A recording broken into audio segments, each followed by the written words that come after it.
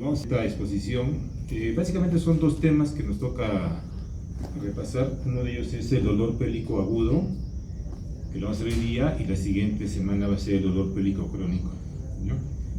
Entonces, tenemos nosotros que, dentro de lo que es dolor pélvico crónico y dolor pélvico agudo, tenemos que tener algo en mente siempre en nuestra cabeza.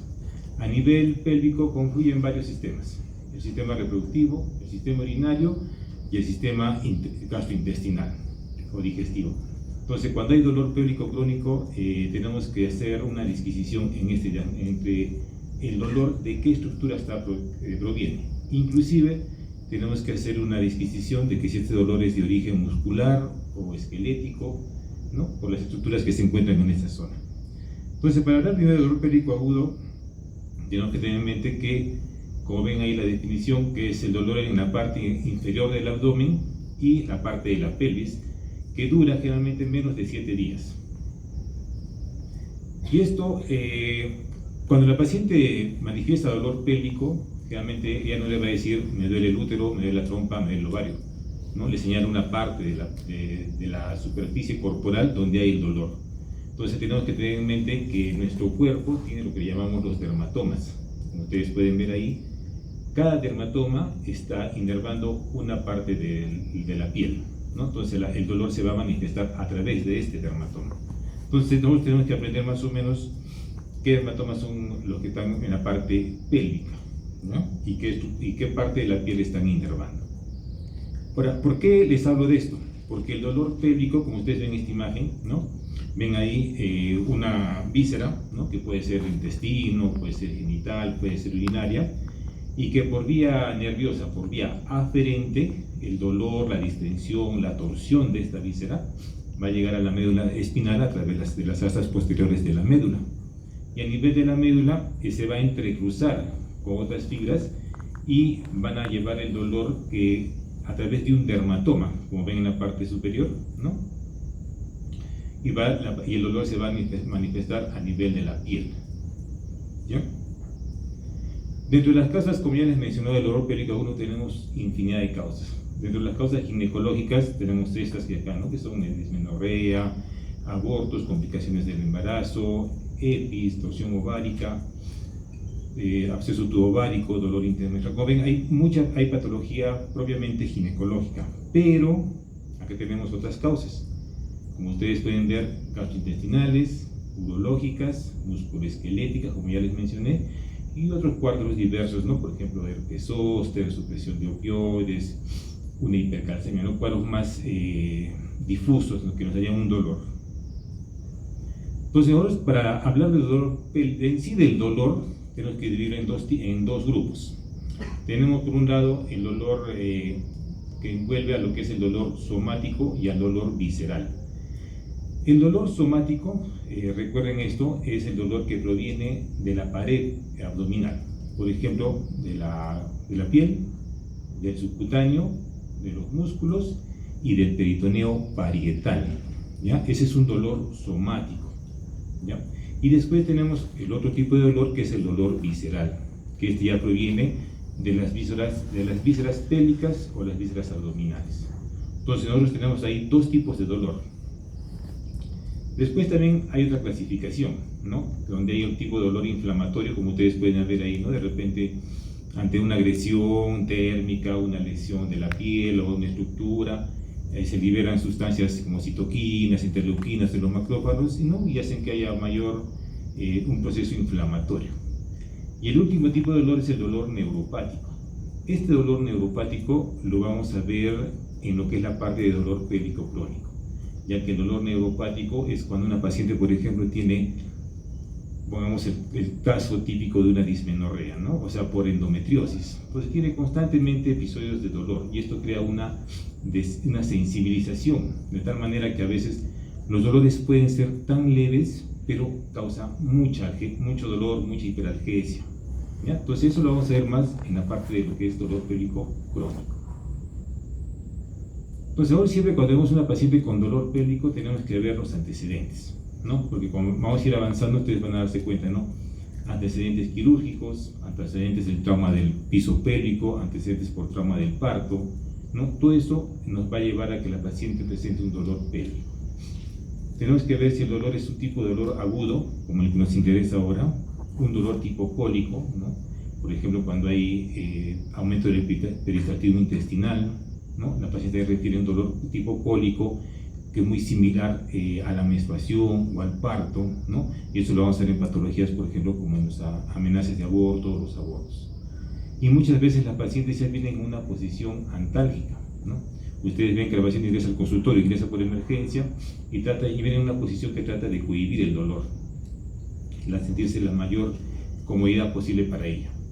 Y en la parte ginecológica tenemos que ver síntomas que acompañan a ese dolor para que nuestro diagnóstico nos guíe, ¿no? Por ejemplo, hemorragia vaginal, ¿no?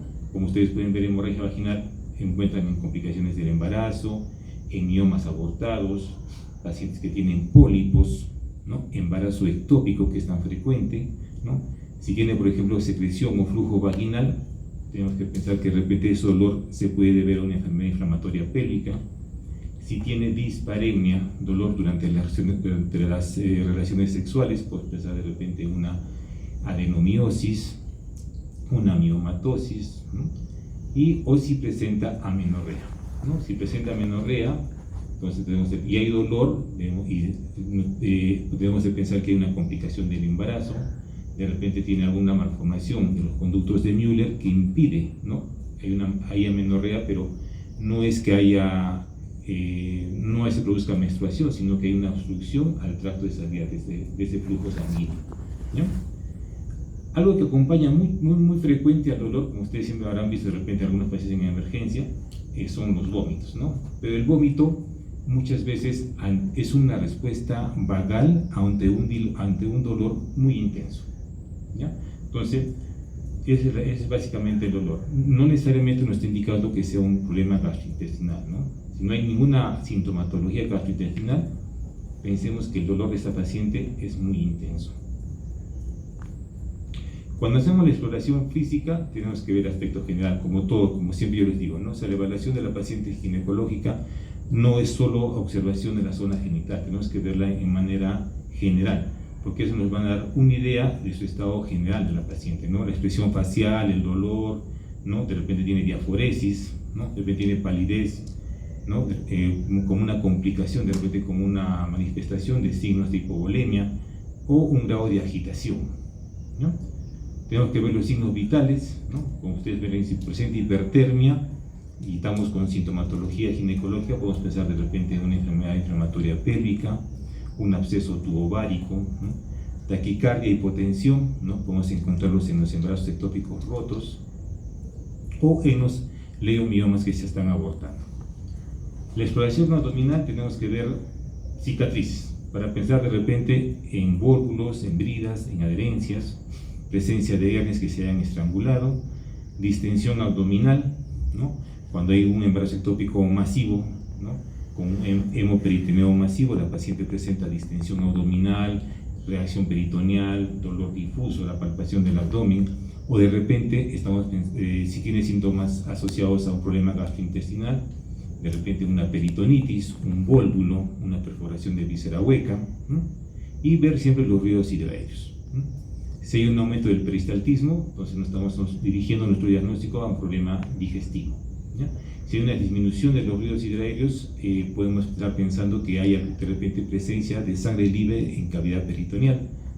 La sangre libre en cavidad peritoneal da una disminución de los ruidos hidraéreos, entonces ya nos va dirigiendo a un diagnóstico, ¿no? Cuando iniciamos la palpación, tratemos siempre de que nosotros no palpemos el abdomen y nos vayamos de frente a palpar la zona dolorosa. Nosotros tenemos que hacer la palpación de la zona dolorosa, de la parte que no hay dolor, hacia la zona dolorosa, para ir de alguna manera localizando el dolor en esa zona, ¿no? Ver si hay signos de rebote, de repente una apendicitis, hay resistencia o un espasmo muscular como respuesta a un hemoperitoneo, a una peritonitis. Ahora, si vamos a hablar solo de la exploración pélvica, ¿no? Tenemos que presentar, ¿no? Si hay secreción vaginal, la presencia de flujos, descensos, o la presencia de un cervix que esté eritematoso o congestivo para pensar en una cervicitis, y esto, si hay un dolor pélvico, pensar en una enfermedad inflamatoria pélvica.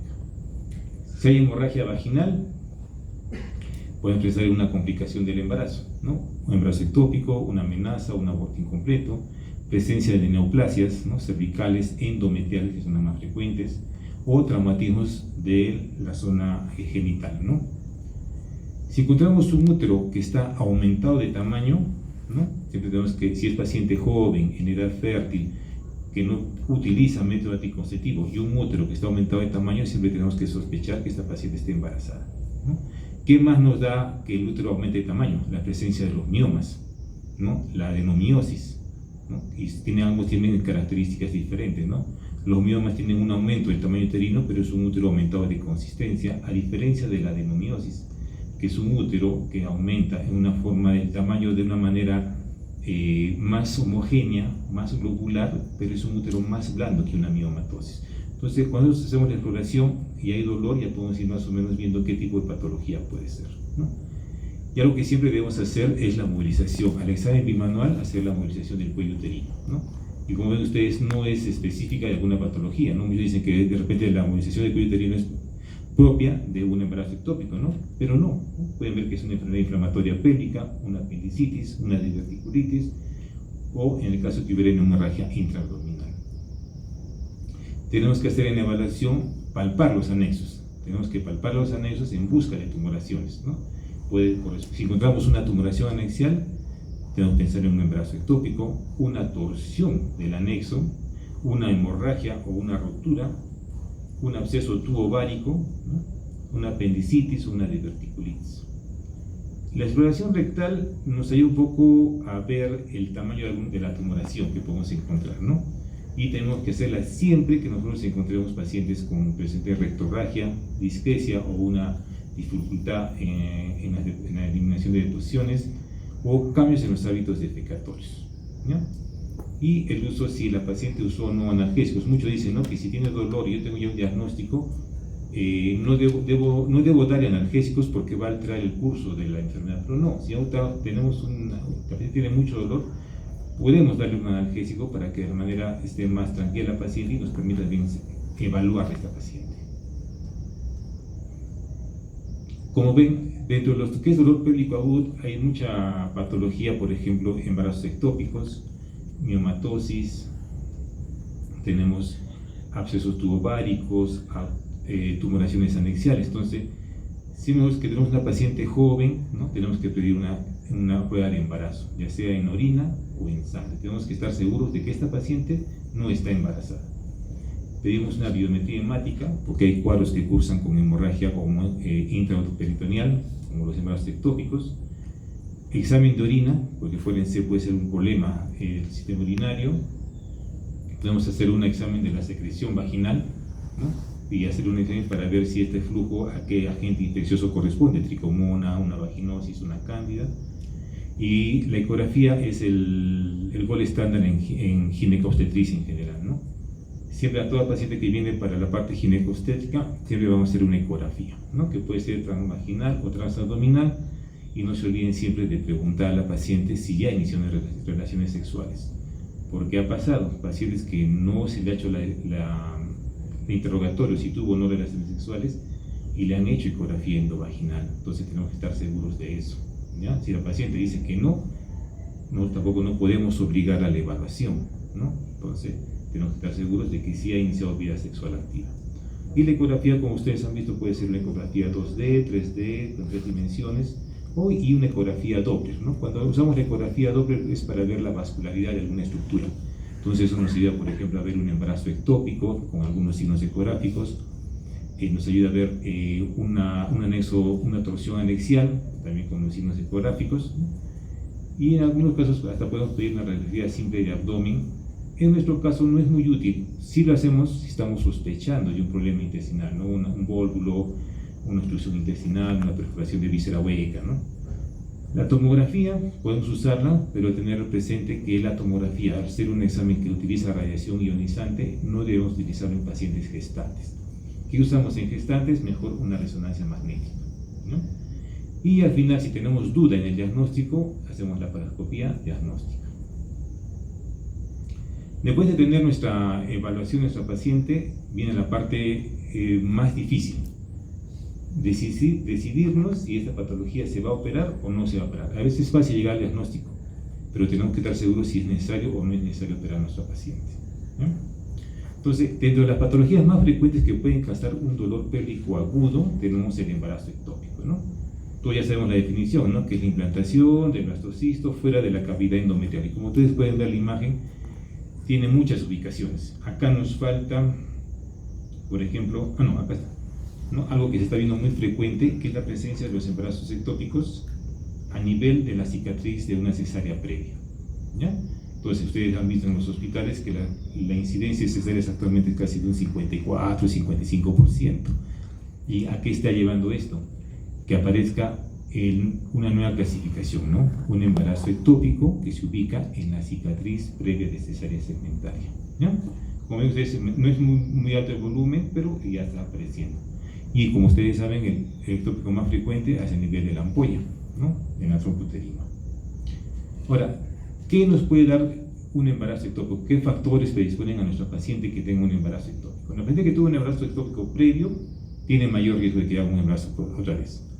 Cirugías tubáricas, ¿no? Por ejemplo, pacientes que han sido sometidas a una ligadura tubaria, de repente a una salpingostomía, ¿no? Eso hace que se estreche la luz de la trompa uterina y el blastocisto no logre pasar por esa zona, y llegado a los 8 días tiene que anidarse en el endometrio. Pero si ya pasaron 8 días, se va a quedar donde se encuentra en ese momento, que generalmente es la trompa, donde ha habido de repente una estrechez de la luz de la trompa. Las pacientes que fuman tienen casi más o menos 4 veces riesgo de hacer un embarazo ectópico. ¿Por qué? Porque el tabaco no está muy demostrado, pero se ve que disminuye el peristaltismo de la trompa uterina. Y acuérdense que para que el blastocisto llegue del ovario donde se fertilizó a la cavidad uterina, la trompa ayuda a través de un peristaltismo. Entonces, al disminuir este peristaltismo, se va a quedar en algún punto de la trompa, ¿ya? Las enfermedades inflamatorias pélvicas, ¿no? Muy relacionado, por ejemplo, como ustedes ven abajo, a la infección por clamidia, por gonorrea. Acuérdense que clamidia es una ITS que da dolor pélvico, pero no te manifiesta a través de un flujo o secreción vaginal, ¿no? Y al no manifestar esas molestias de flujo o secreción, es muy frecuente que se contagien de muchas personas sin que se den cuenta de esta infección, porque no tiene una manifestación de un flujo específico, ¿ya? Las pacientes que presentan abortos espontáneos, ¿no? Espontáneamente son abortos que no ha habido ningún tipo de manipulación. La infertilidad, ¿no? Con el advenimiento de la reproducción asistida, se ha visto que hay mayor cantidad de embarazos ectópicos, ¿ya? Y a mayor número de embriones que se transfieran, mayor riesgo de embarazo ectópico, ¿no? Múltiples parejas sexuales, como ya les mencioné, ¿no? La infección por clamidia, por gonorrea, ¿ya? La clamidia causa a nivel de la trompa uterina lesiones de la capa submucosa. Entonces el blastocisto, cuando llega ahí, se adhiere a esta zona, pero al no tener capa submucosa, el trofoblasto va a invadir hasta la parte muscular. Entonces ahí es donde va a producir sangrados y una ruptura de la trompa. Y la gonorrea más bien produce zonas de fibrosis a nivel de la trompa uterina, ¿no? El uso previo de dispositivos intrauterinos, no siempre dicen, ¿no? Si tienes un dispositivo de una T de cobre o un dispositivo de levonorgestrel o hormonal, no es porque tú tengas el dispositivo lo que va a generar en caso de la T de cobre, por ejemplo, no es porque el dispositivo te genere un embarazo ectópico, ¿no? Sino que si la pareja es una pareja que no tiene estabilidad, la paciente no tiene una pareja estable, las frecuentes ITS van a generar este embarazo ectópico. Y el DIU de levonorgestrel, acuérdense, la progesterona, cómo actúa a nivel de la musculatura lisa, disminuye su peristaltismo, disminuye la contracción. Entonces el DIU de levonorgestrel es progesterona, es un progestágeno. Entonces va a disminuir la motilidad de la trompa uterina. Si se produciera un embarazo, se puede quedar en cualquier sitio de la trompa, ¿no? Y la edad, como ustedes ya saben, ¿no? Las pacientes jóvenes o los extremos de la vida, es más frecuente los embarazos ectópicos. La clínica, ¿no? Pacientes que vienen con retraso menstrual, con amenorrea y que vienen con una hemorragia vaginal, pero ojo, hablamos de hemorragia vaginal, no es una hemorragia masiva, ¿no? Es un sangrado escaso, generalmente de color rojo oscuro, que es muy diferente de repente a una amenaza o un aborto incompleto, que es un sangrado un poco más rojo rutilante y en mayor cantidad. El dolor, ¿no? Generalmente el dolor está, acuérdense, el ectópico está a nivel de alguna de las trompas del ovario o de repente en cavidad abdominal. Entonces un dolor que generalmente es visceral, y el dolor visceral es un dolor que se manifiesta a nivel de la línea media, ¿no? Y posteriormente va por irritación peritoneal, se va a convertir en un dolor somático. Entonces recién se va a manifestar el dolor en alguno de los lados derecho e izquierdo del abdomen, ¿no? Dolor en el hombro derecho. Si la paciente tiene un ectópico con un hemoperitoneo masivo, hablemos de sangre en cavidad peritoneal, muchas refieren dolor a nivel del hombro derecho. ¿Y esto por qué? Porque el nervio frénico, ¿no?, llega al diafragma por la parte del peritoneo. Entonces la sangre va a estimular al nervio frénico, y como este se junta a nivel del hombro con los nervios que vienen del miembro superior, va a hacer un dolor referido, ¿no? No es que tenga sangre en la parte del tórax, sino que a través del nervio frénico se va a manifestar el dolor en el hombro derecho, ¿ya? Típicamente, si tiene hipovolemia masiva, un hemoperitoneo, signos de hipovolemia, ¿no? Palidez, diaporesis, hipotensión, taquicardia, ¿no? Y al examen manual podemos encontrar en el lado que esté ubicado el ectópico una tumoración, que es muy dolorosa la evaluación, ¿no? Entonces, un ectópico, primero tenemos que estar seguros de que la paciente, su prueba de embarazo tiene que ser, ¿no? Ahora, cuando hacemos una prueba de embarazo, cuando ustedes revisen lo que es embarazo ectópico, en los valores de la beta-HCG hay valores más o menos hasta los 3.500 miliunidades, que si sobrepasa ese valor, ya tiene que haber un saco intrauterino. Si sobrepasa ese valor y no hay un saco intrauterino, tenemos que ponernos a buscar un embarazo ectópico, ¿no? Ahora, otra hormona que debemos saber es la progesterona, ¿no? Más o menos 6 nanomoles por mililitro de progesterona nos dice que este embarazo está yendo bien, ¿ya? Si es menor a esto, hay que buscar que sea un embarazo ectópico. La hemorragia transvaginal, como ya les mencioné, ¿no? Y nosotros podemos hacer una culocentesis. No sé si han visto de repente, ¿no? La culocentesis es a través del fornix posterior, ¿no?, por un examen vaginal, introducir una aguja hacia el fondo del saco de Douglas, y si hay contenido líquido, aspirarlo, ¿no? Si sale sangre, tiene prueba de embarazo positiva, tiene amenorrea, ¿no? Pensemos, es un ectópico en este caso, ¿no? El tratamiento de los ectópicos básicamente son dos, ¿no? Y como ustedes ven ahí, tiene un tratamiento médico, conservador y quirúrgico, ¿no? Generalmente, ¿cuándo le damos tratamiento médico a nuestra paciente que tiene un ectópico? Por ejemplo, cuando la beta-HCG está entre ese valor, entre 2.000 y 5.000, ¿no? Que tenga una tumoración anexial, donde está ubicado el ectópico, que mida menos de 3.5 centímetros, ¿no? Y si hay embrión en este embarazo ectópico, que no tenga actividad cardíaca. Entonces, reuniendo esos criterios, nosotros podemos dar tratamiento médico a esta paciente, y básicamente lo damos con metrotexate, ¿no? El metrotexate, acuérdense, es un inhibidor de la folato reductasa, entonces actúa a nivel inhibe la formación del ADN. Si no cumple estos criterios, nuestra paciente va a tratamiento quirúrgico, ¿no? Y dependiendo del estado en que encontremos la trompa uterina, podemos hacer solo una salpingostomía. Acuérdense, el término ostoma viene de boca, entonces hacer una incisión a nivel del borde antimesentérico de la trompa, hacer una pequeña incisión, sacar el tejido trofoblástico. En algunos casos cierran esa zona, en otros casos lo dejan abierto, solo revisando bien la hemostasia. Es un tratamiento conservador. Ahora, si la trompa está desgarrada, es un sangrado activo masivo, tenemos que hacer una salpingestomía, ¿no? Retirar toda la trompa, ¿ya? Bueno, eso es lo que es ectópico, ¿no? Ustedes pueden ver acá imágenes, ¿no? Una imagen en 2D, ¿no? Al lado da la flecha, el útero, y parauterinamente ven una imagen, ¿no? Se ve un embrión, un saco, una vesícula vitelina y un saco gestacional, ¿ya? En la imagen del centro ven acá la trompa uterina distendida, ¿no?, por la presencia de una tumoración intrauteria que corresponde a un ectópico. En esta imagen de acá, ustedes ven acá el útero en la zona de la cavidad endometrial, y a nivel del cervical, ¿no?, ven un saco gestacional con embrión, un embarazo, un ectópico cervical. Acá también podemos ver, ¿no?, la cavidad, el saco gestacional, el orificio cervical interno, ¿no? Y este embarazo es un embarazo ectópico en una cicatriz previa de cesárea. Y como les mencioné, ¿no? El Doppler nos ayuda también a diferenciar, porque cuando vemos una tumoración anexial, nosotros le colocamos Doppler y si vemos esta imagen que le decimos en anillo de fuego, o sea, hay como que hay vasos que rodean esa tumoración, probablemente este sea un embarazo ectópico, porque el trofoblasto tiene bastante proliferación, entonces necesita bastante flujo sanguíneo.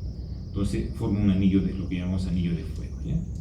En la imagen de la derecha, ¿no? Vemos a través de una laparoscopía sangre libre en cavidad, ¿no? Y vemos el hemoperitoneo, el colon sigmoides y vemos la tumoración acá que está sangrando, ¿ya? Ahora, otra patología que puede dar dolor pélvico crónico son los abscesos tubováricos, y como todo absceso, acuérdense que lo caracteriza la fiebre, la hipertermia, ¿no? Entonces el absceso es una masa inflamatoria que afecta a las trompas o al ovario, o se llama absceso tubovárico, y generalmente es secundario a una enfermedad inflamatoria pélvica, ¿no? Los que me han ascendido desde la vagina, han llegado al útero, pasado por las trompas y se produce ahí el proceso inflamatorio. Como ustedes ven, ¿no? El dolor, la fiebre, la leucocitosis y una masa anexial. En la ecografía es diferente la ecografía en este caso, un absceso tubovárico. Podemos ver una masa quística, tabicada, presentar ecos internos. Ahorita vamos a hacer imágenes. Y como es un absceso, hay que tratarlo. Antibióticos, antiinflamatorios, analgésicos. Y si son grandes, podemos hacer un drenaje guiado por ecografía percutáneo. Y en los casos más severos, ¿no? En las EPIs de repente de cuarto grado, donde el absceso ya se rompió, tenemos que hacer una histerectomía con anexectomía, o sea, retirar útero y ovarios. ¿No? Acá ven, por ejemplo, la trompa uterina que está distendida, congestiva, ¿no? En la imagen de la derecha ven el útero, ¿no? Y ven la cantidad de estos tejidos blanquecinos, es tejido de fibrina, y ven la trompa que está al lado derecho, distendida, ¿no? Y el líquido libre, que no es sangre, sino es pus. En las imágenes de abajo son imágenes ecográficas, ¿no? Donde podemos ver imágenes saculares, con ecos internos, ¿no? Que nos hacen pensar que es un absceso. Esta es una imagen de una trompa en un corte transversal.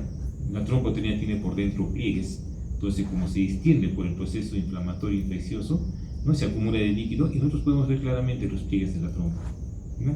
En la imagen derecha, lo que ya les mencionamos, una imagen, ¿no? Con tabiques, con pliegues, con contenido en la trompa. Entonces, sumado a la signología y la sintomatología, estamos frente a un absceso tubovárico. Las vaginitis, que ya deben conocer ustedes, ¿no?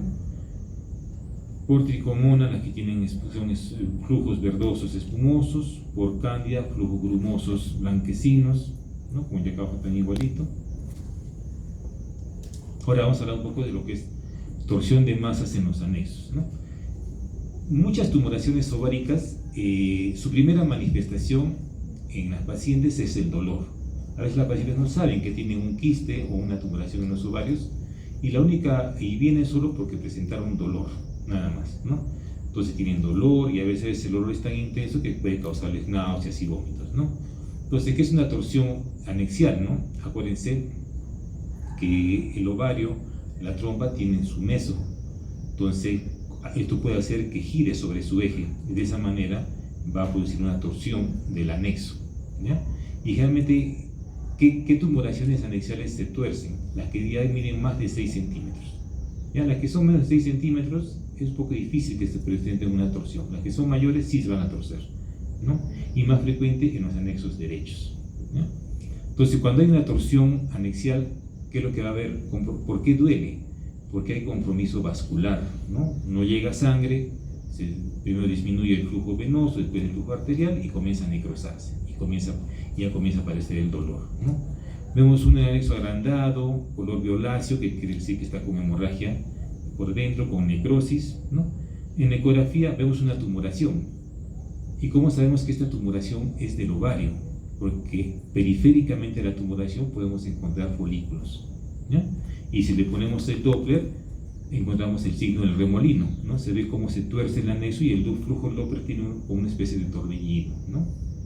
El tratamiento, básicamente, ¿no? Si es una paciente joven, así como en los embarazos ectópicos, tratar de salvar el anexo, hacer la cirugía, si se puede destorcer el anexo y mejorar el flujo, hacer un tratamiento conservador, ¿no? Si ya no se puede hacer eso, tiene signos de necrosis, tenemos que hacer una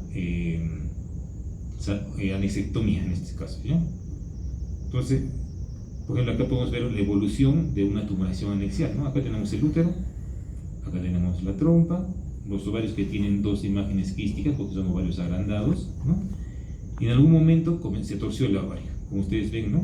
Sobre su eje giró, y si no se hace un diagnóstico rápido, la paciente no acude rápido, vemos cómo se necrosa el anexo, ¿no? Esa coloración violácea que es necrosis, e inclusive hay sangre líquida en cavidad peritoneal. Y lo que les mencioné, ¿no? En una tumoración anexial le podemos poner el flujo Doppler y vemos cómo es imagen en torbellino de los vasos, ¿no? Porque se ha torcido todos los vasos que están en esta zona. Los miomas uterinos, acuérdense, la miomatosis uterina, la que causa un dolor pélvico agudo es el mioma que se aborta. Acuérdense de la clasificación de la FIGO de los miomas, ¿no? El mioma tipo 0, que es endocavitario pediculado. Entonces, eso, si tienen un pedículo largo, pueden abortarse. La paciente presenta tener dolor, es como tener el dolor de un parto, ¿no? Y va a doler hasta que el mioma comience a salir a través de la cavidad cervical y aparezca en la vagina con un pedículo largo.